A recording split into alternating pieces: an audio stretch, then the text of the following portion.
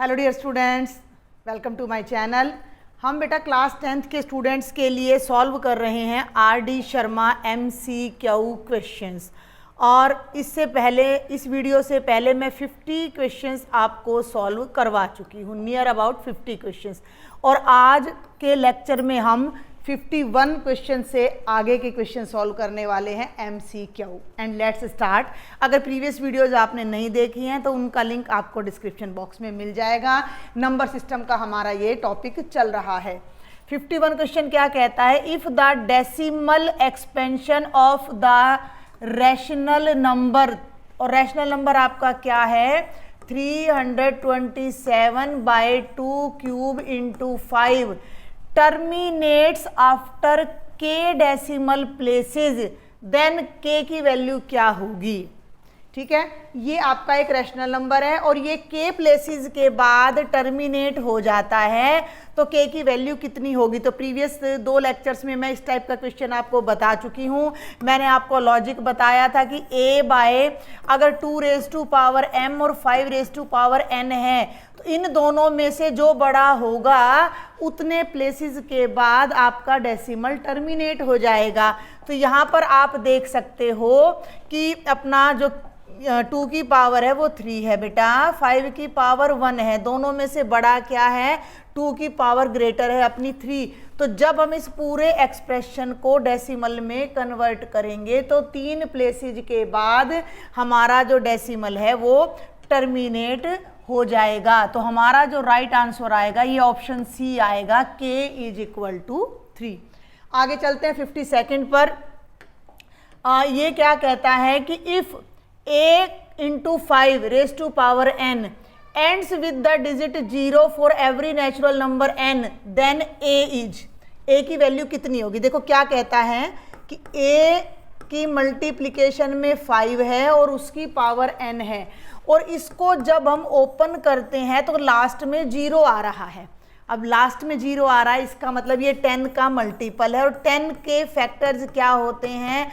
2 × 5। तो ये नंबर या तो 2 होना चाहिए या 2 का मल्टीपल होना चाहिए। तो हम अपने ऑप्शंस देखते हैं। एनी नेचुरल नंबर रोंग है, एन इवन नंबर ये हमारा राइट आंसर है कि a की वैल्यू अगर इवन होगी तो वो 2 का मल्टीपल होगा, और 2 का मल्टीपल होगा तो उसके एंड में 0 जरूर आएगा। 53rd क्वेश्चन पर आ जाइए।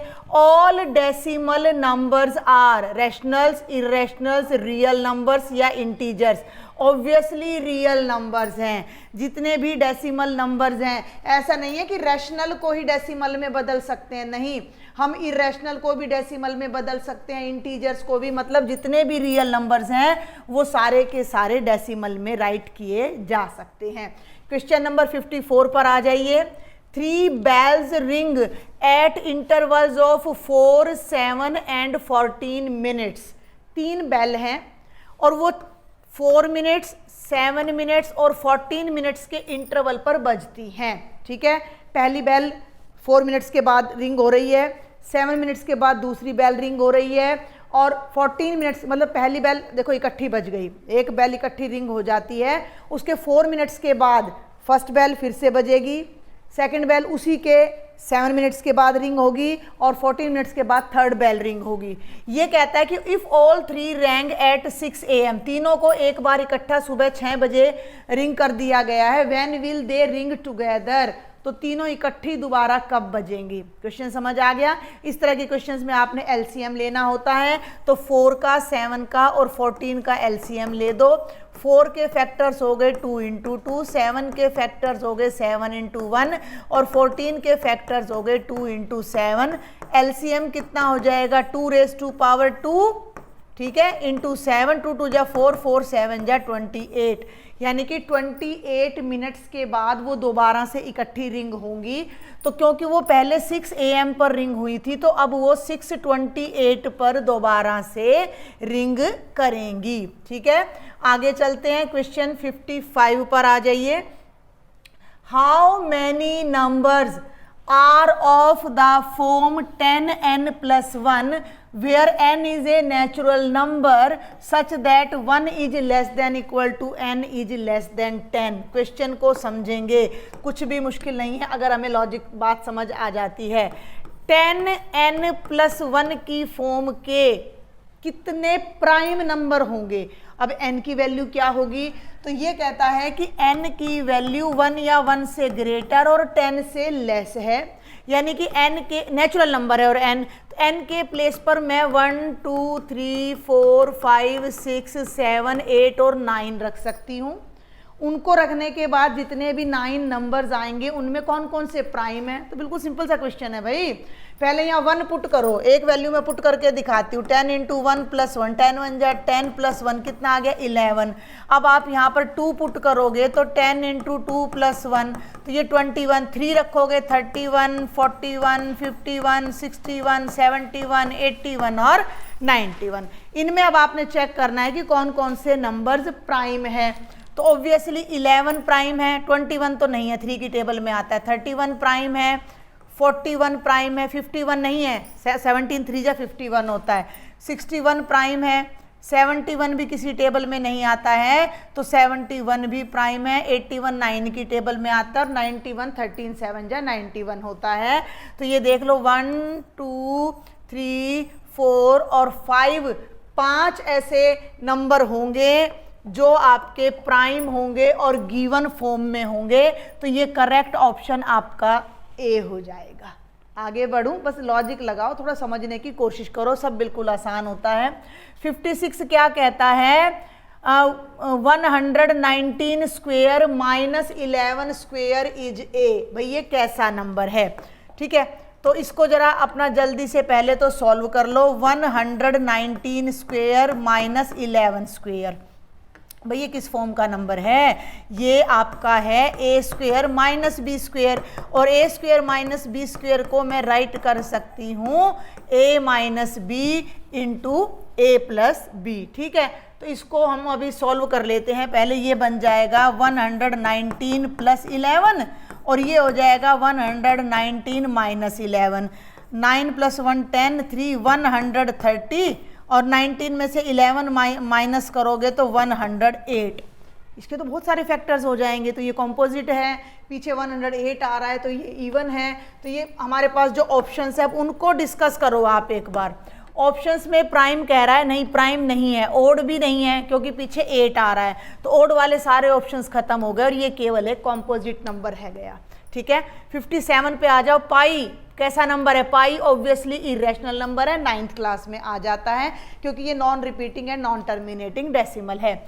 आगे बढ़ो 58 पे। √5 + √3 + 2, तो ये भी हमारा इरेशनल नंबर है क्योंकि irrational plus rational irrational number होता है। 59th जैसा क्वेश्चन मैं अभी इससे पहले भी करवा चुकी हूँ, इसी बुक में इन्हीं 50 क्वेश्चंस में आपका ऐसा क्वेश्चन रिपीट हो चुका है। The smallest irrational number by which √18 should be multiplied so as to get a rational number.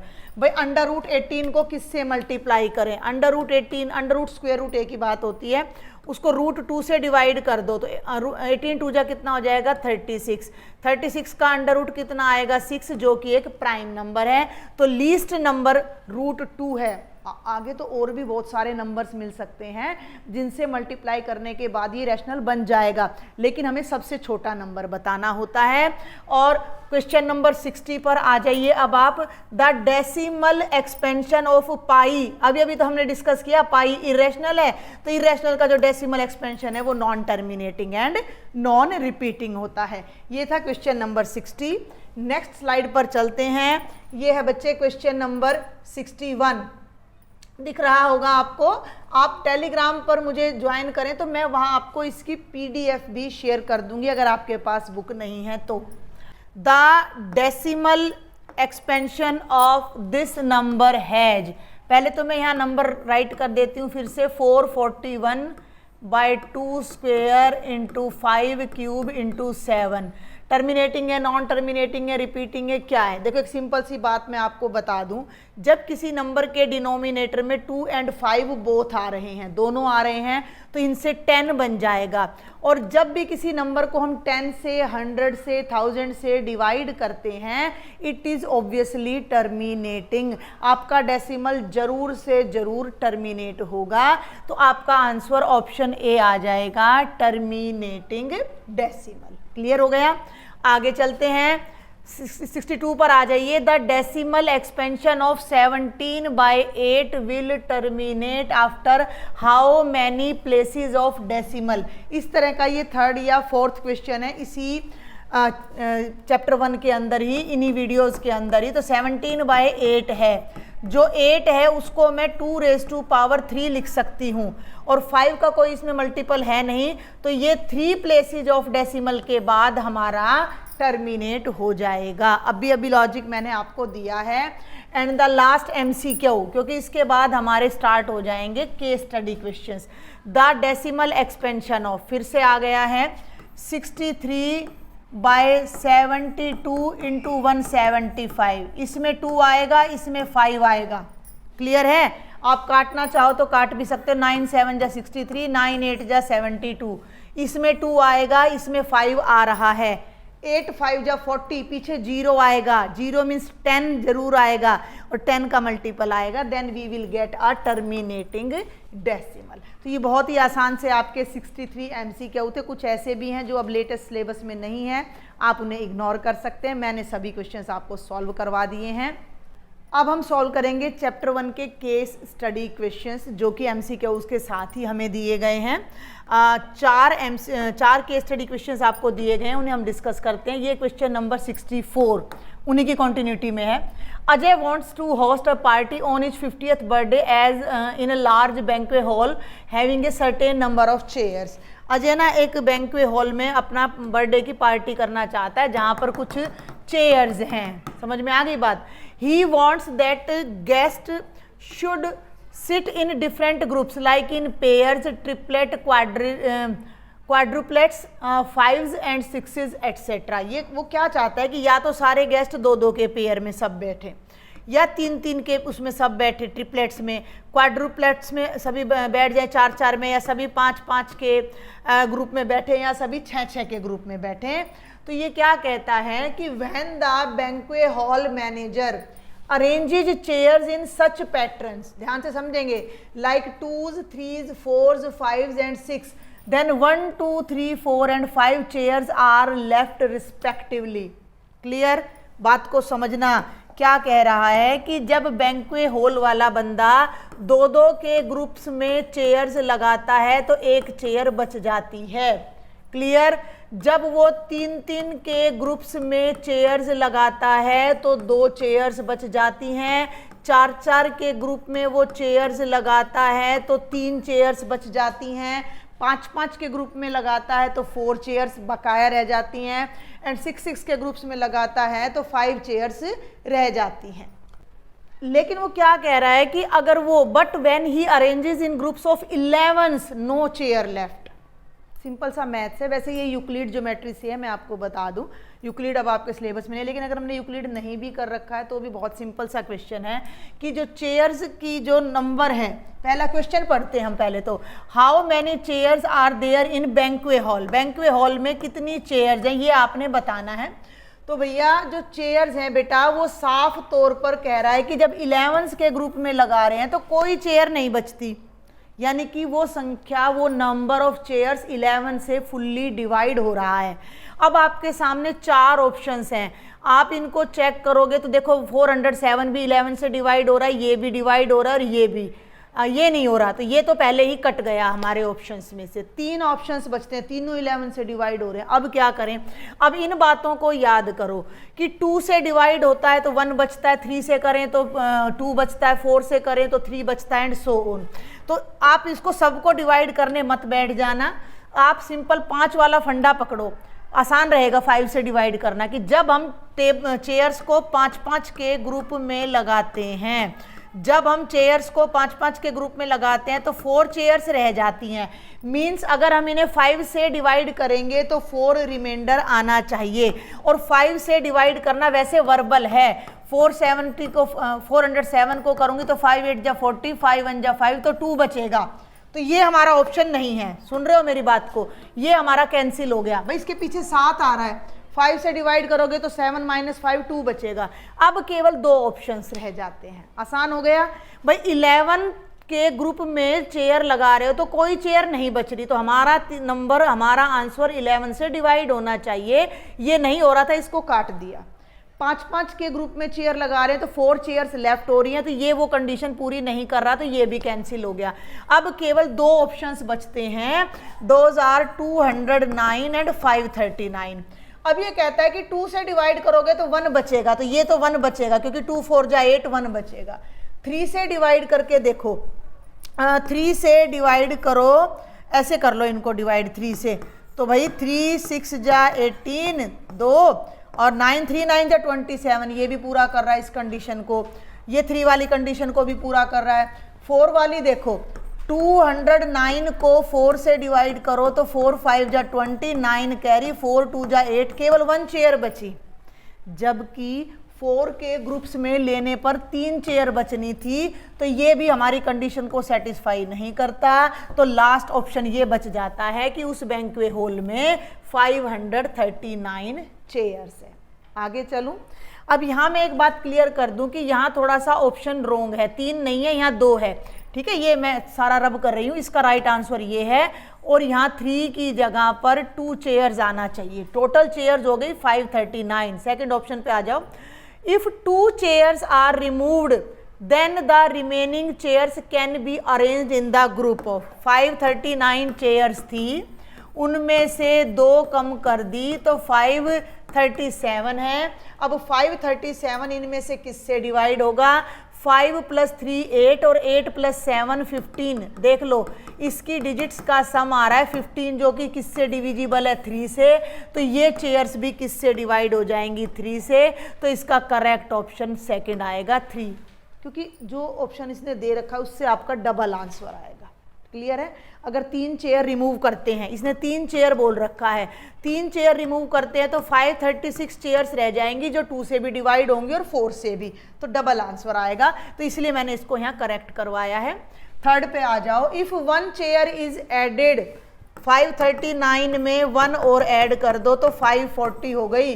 Then the total number of chairs can be arrange in the groups of.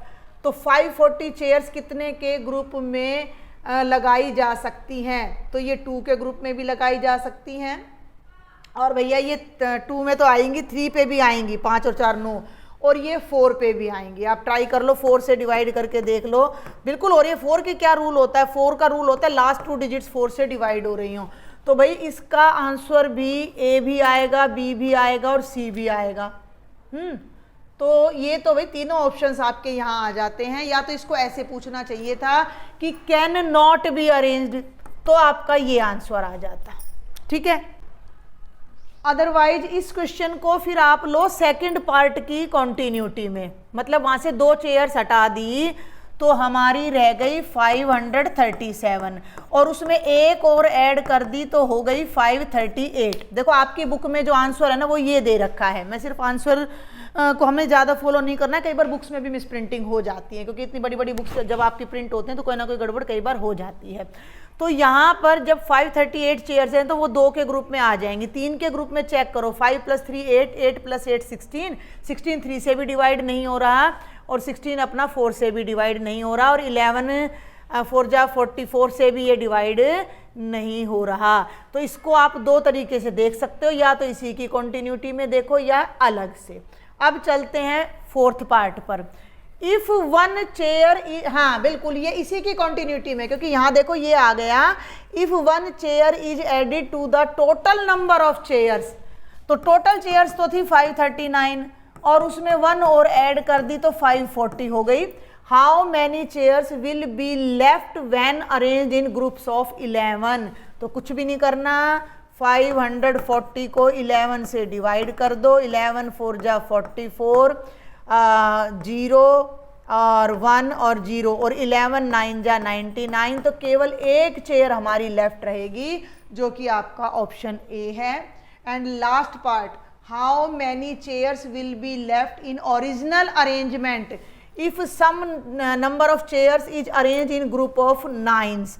तो इसको आप 539 को 9 से divide कर देंगे कि 9 के ग्रुप्स में करें तो कितनी चेयर्स लेफ्ट रहेंगी। 9 6 जा 54, 9 5 जा 45। बिल्कुल सिंपल क्वेश्चंस हैं हमारे डिवीजन के। 9 9 जा 81, तो 8 चेयर्स हमारी रह जाएंगी जो कि ऑप्शन ए है। थोड़ी बहुत इसमें मिस प्रिंटिंग है, थोड़ा सा एरर था जो मैंने ठीक करा दिया, और ये है आपका केस स्टडी क्वेश्चन नंबर 64। आगे चलते हैं और अब सॉल्व करते हैं केस स्टडी क्वेश्चन नंबर 65।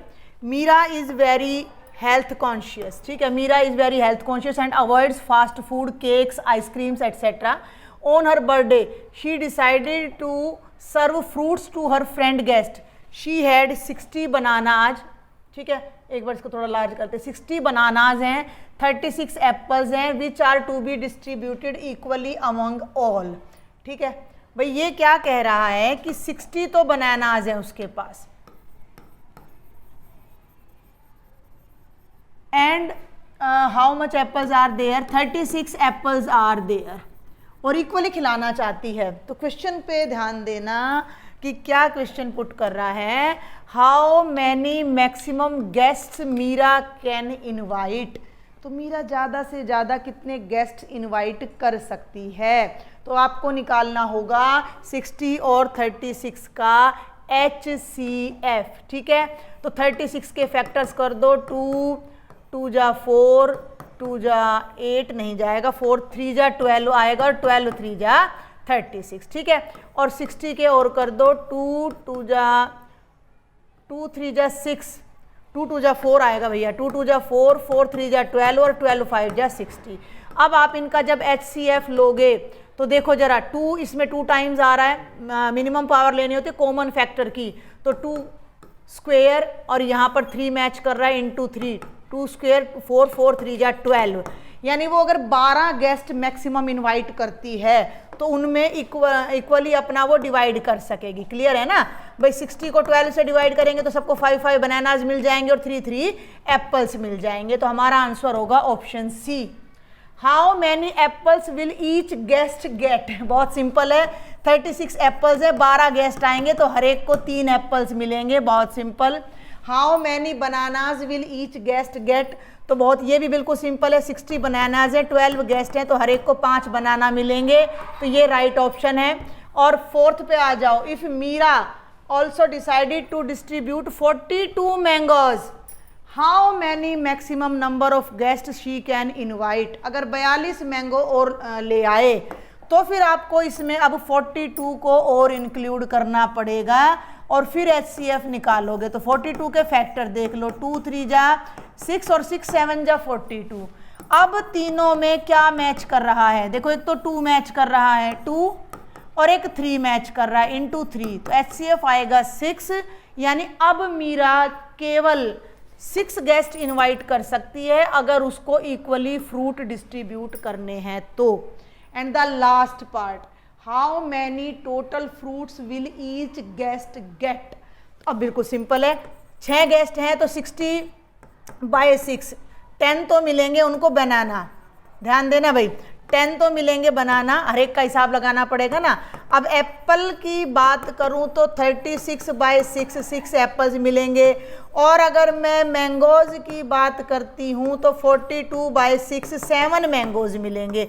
इन तीनों को ऐड कर दोगे तो एक गेस्ट को 7 + 6 13, 23 फ्रूट्स एक गेस्ट के को मिलने वाला है, उसका शेयर होगा 23 फ्रूट्स का। तो आज का लेक्चर यहीं कंक्लूड करेंगे। बिल्कुल आसान सा था ये वाला केस स्टडी। अभी आपके 2 केस स्टडी और कुछ असर्शन रीजन और रह गए हैं जिन्हें हम नेक्स्ट लेक्चर में कवर करेंगे।